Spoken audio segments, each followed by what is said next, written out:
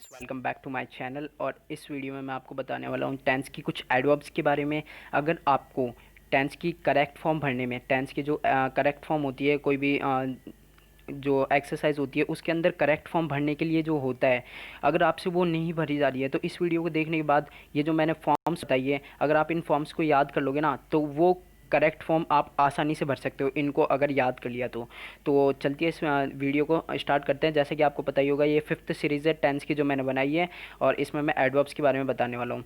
तो एडवर्ब कौन कौन सी होती है देखते चलो। तो सबसे पहले देखिए प्रेजेंट इंडेफिनिट की कौन कौन सी होती है एडवर्ब। प्रेजेंट इंडेफिनिट की एडवर्ब देखिए अपन, तो डेली, फिर एवरीडे, फिर ऑलवेज, फिर regularly, once a week, month, year, और कुछ भी हो सकता है ना।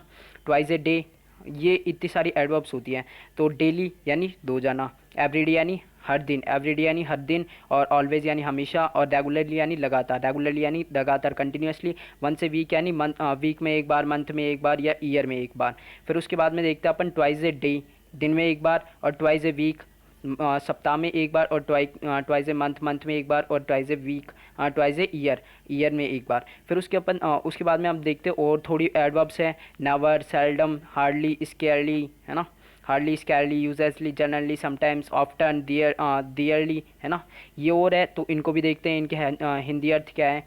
तो नेवर का होता है कभी नहीं, सेल्डम यानी होता है कभी कभार। फिर उसके बाद में देखिए हार्डली, हार्डली यानी मुश्किल से, सैकर्सली यानी भयभीत रूप से, और यूजर्सली यानी सामान्यतया, और जर्नली यानी जर्नली यानी भी सामान्यतया होता है, समटाइम्स यानी कभी कभार।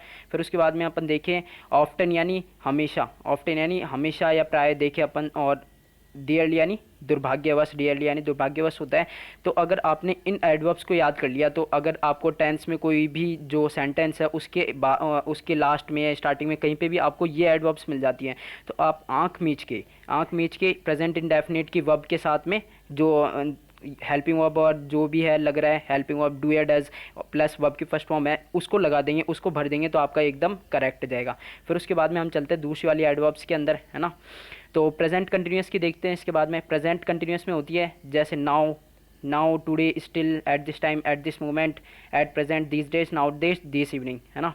तो नाउ यानी अभी, अभी, और टुडे यानी आज, और स्टिल यानी अभी तक, और एट दिस टाइम यानी इस समय पर, और एट दिस मोमेंट इसी क्षण, और एट प्रेजेंट यानी वर्तमान में, दिस डेज यानी इन दिनों, नाउ डेज यानी अब के दिनों, और दिस इवनिंग यानी इस शाम।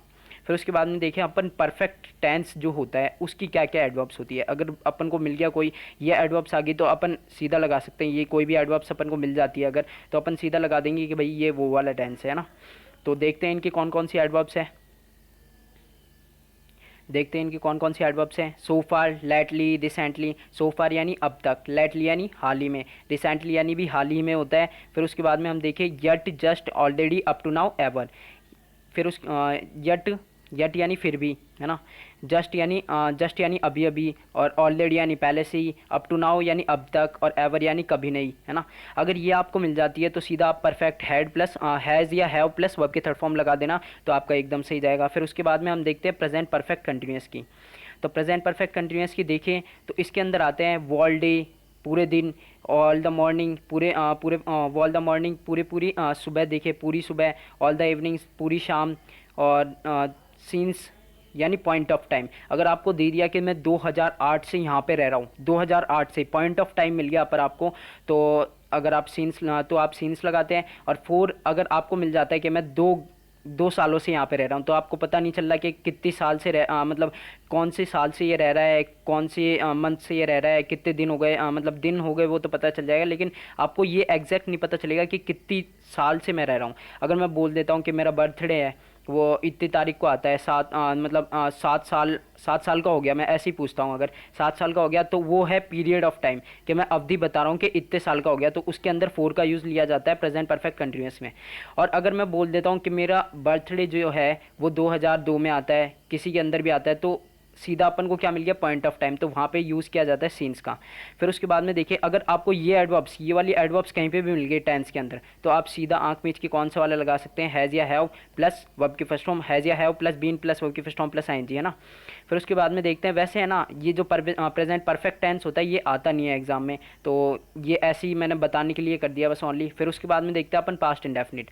पास्ट इंडेफिनिट में जनरली क्या होता है, एगो, बिफोर, कम, गो, एगो, यस्टरडे, और बिफोर भी आ गया ना तो वो भी इसके अंदर ही आता है। और कम, लास्ट नाइट, पिछली रात, वीक, लास्ट वीक, पिछले सप्ताह, पिछले मंथ, पिछले ईयर, और लास्ट नाइट देखे अपन पिछली रात, इन 2002, 2002 में मैं यहाँ रहता था। तो ये चीज़ें अगर आ गई, ये चीज़ें अगर आ गई तो आप सीधा सीधा क्या लगा सकते थे कि पास्ट इंडेफिनिट का है, एगो यानी थोड़े समय पहले ही मैं यहाँ पे आया हूँ, यस्टरडे, कुछ भी आ जाता है तो आप सीधा लगा सकते हैं। फिर उसके बाद में हम देखें पास्ट कंटिन्यूस की क्या होती है। पास्ट कंटिन्यूस की दो ही है, तो उसमें कौन कौन सी है, देन, जैसे कि प्रेजेंट में था अब, और लास्ट में पास्ट में कैसे चले जाएगा, वो देन हो जाएगा। दोज डेज, जैसे प्रेजेंट में आ रहा था दीज डेज, तो पास्ट में आ जाएगा, प्रेजेंट पास्ट कंटिन्यूस में आ जाएगा दोज डेज। अगर ये चीज़ मिल जाती है आपको तो आप सीधा क्या लगा देंगे, पास्ट कंटिन्यूस का। फिर उसके बाद में देखते हैं अपन चौथी, जो जैसे कि मैंने आपको पहले ही बताया था कि जो परफेक्ट कंटिन्यूस टेंस होते हैं वो एग्जाम में पूछे नहीं जाते हैं, और उनकी एडवर्ब्स इसलिए मैंने लिखी है। फिर उसके बाद में हम देखें पास्ट परफेक्ट का। पास्ट परफेक्ट में क्या होता है, बेसिकली दो ही होती है अपने पास, दो ही अपने पास एडवर्ब होती है, आफ्टर या बिफोर। आफ्टर यानी बाद में होता है, तो आपको वैसे ही पता है आफ्टर यानी बाद में, और बिफोर यानी पहले। अब इसका एक जो टेंस के अंदर मैंने एक वो चीज़ छोड़ दी थी क्या ना, अगर आफ्टर आ जाए, अगर आफ्टर आपको मिल जाता है कहीं पे भी, आगे जस्ट आगे, मतलब पास्ट परफेक्ट में क्या होता है, दो दो टेंस साथ में बनते हैं, एक ये बन गया और एक ये बन गया, और दोनों में क्या लगता है, बीच में आफ्टर या बिफोर लगेगा, आफ्टर या बिफोर लगेगा और दो टेंस जुड़ेंगे।